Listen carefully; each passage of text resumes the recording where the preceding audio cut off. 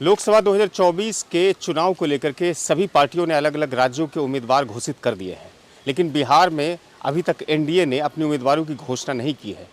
कभी चिराग पासवान को लेकर के मसला उलझता है तो कभी जीतन राम मांझी को लेकर के मसला उलझता है। लेकिन अब चूंकि समय काफ़ी नज़दीक है, इसलिए जो दावेदार उम्मीदवार है उसके जो धड़कन है वो काफ़ी तेज हो रही है। हमारे साथ भागलपुर के संभावित प्रत्याशी एनडीए के रतन मंडल जी हैं, जो कि पेशे से शिक्षाविद हैं और पिछले कई दिनों से लगातार पार्टी के सक्रिय कार्यकर्ता के रूप में काम कर रहे हैं। अभी भी वक्त है एक कार्यक्रम में शिरकत करने के लिए, बड़ी मुश्किल से समय मिल पाया है। सर, बिहार में अभी तक एनडीए की तरफ से सीट शेयरिंग नहीं हो पाया है। सर देखिए, सबसे बड़ी बात है बिहार में अलायंस पार्टनर जो है सबकी अपने अपने इंटरेस्ट है कि मैक्सिमम से मैक्सिमम हम सीट लें और सीट है 40। चूँकि पहले के जो घटक दल थे उसमें तो साफ स्पष्ट था, लेकिन इन दिनों जो जदयू का प्रवेश हुआ तो सीट शेयरिंग में कुछ परेशानी है, लेकिन हम समझते हैं कि इसके बावजूद भी सीट शेयरिंग का कोई बहुत मुद्दा नहीं है। चूँकि मुख्यमंत्री साहब चले गए हैं बाहर और अभी हमारे मोदी जी, नरेंद्र मोदी जी भी प्रचार प्रसार में हैं। लगभग हमको समझ में आता सीट का जो तालमेल है वो हो गया।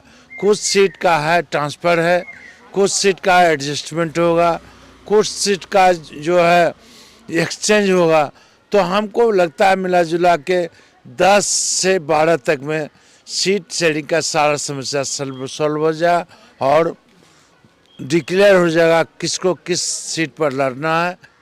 एनडीए तो 40 सीट पर लड़ेगी। भारतीय जनता पार्टी जो भारतीय जनता पार्टी, देखिए भारतीय जनता पार्टी अब अलायंस का क्या होता है, लेकिन कम से कम 17-19 तो लड़ेंगे ही। भारतीय जनता पार्टी के पास कितना रहेगा? हमको लगता है 19-20 रहना चाहिए। अच्छा सर, केंद्रीय चुनाव समिति के पास हर संसदीय क्षेत्र से 3 उम्मीदवारों की सूची गई है, बीजेपी में खास तौर से। भागलपुर से भी 3 उम्मीदवारों की गई है। तो क्या लगता है कि इस मर्तबा आपकी दावेदारी मजबूत और पार्टी आप पर भरोसा करेगी?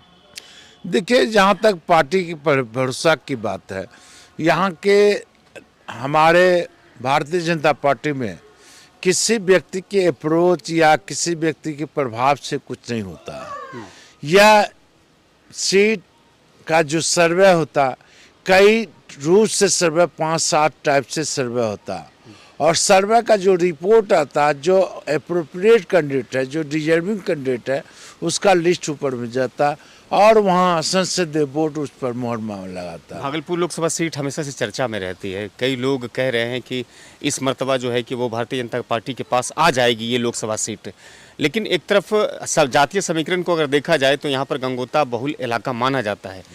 अब चूंकि जदयू भी भारतीय जनता पार्टी का एनडीए का हिस्सा बन गए, तो ऐसे में लगता है कि आपको टिकट मिल पाएगा? सर देखिए, टिकट मिलना नहीं मिलना हम तो समझते हैं, या हमारा जहाँ तक का इन्फॉर्मेशन अभी तक में, हम एक सर्वे के रिपोर्ट में भी हम सबसे आगे चल रहे हैं, और जाति के अनुसार, फिर पर्सनैलिटी के अनुसार, और चूँकि भागलपुर बिहार में 7 पार्लियामेंट है जहाँ गंगोता बाहुल है और अति पिछड़ा है, तो हमको लगता है कि भागलपुर सीट, कम से कम भागलपुर एक सीट भारतीय जनता पार्टी को देना चाहिए। चक्र मंडल, अति पिछड़ा और हमारे से लोग, सामाजिक लोग और शिक्षाविद होने के नाते राजनीतिक एक्टिविटी में रहते हैं, तो हम लगता है कि ये सीट आपको मिलना चाहिए।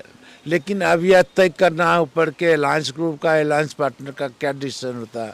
सर शुक्रिया बातचीत के लिए, बहुत बहुत शुक्रिया सर। Thank you. तो ये रतन मंडल थे जो भारतीय जनता पार्टी के कार्यकर्ता और नेता हैं। उन्होंने कहा कि भारतीय जनता पार्टी में टिकट मिलना एक शीर्ष क्रम के डिसीजन पर निर्भर करता है, इसमें कोई सिफारिश और कोई पैरवी नहीं चलती है। लेकिन अगर भागलपुर लोकसभा सीट की अगर हम बात करें तो जिस तरह से यहाँ पर जातीय समीकरण है, उसमें कहीं ना कहीं हमारी उम्मीदवारी मजबूत बनती है। फिलहाल इस वीडियो का भाग आपको कितना अच्छा लगा? अगर अच्छा लगा हो तो चैनल को थोड़ा सब्सक्राइब कर दीजिएगा। फेसबुक पर भी पेज है, वहाँ फॉलो लाइक करना मत भूलिएगा। धन्यवाद।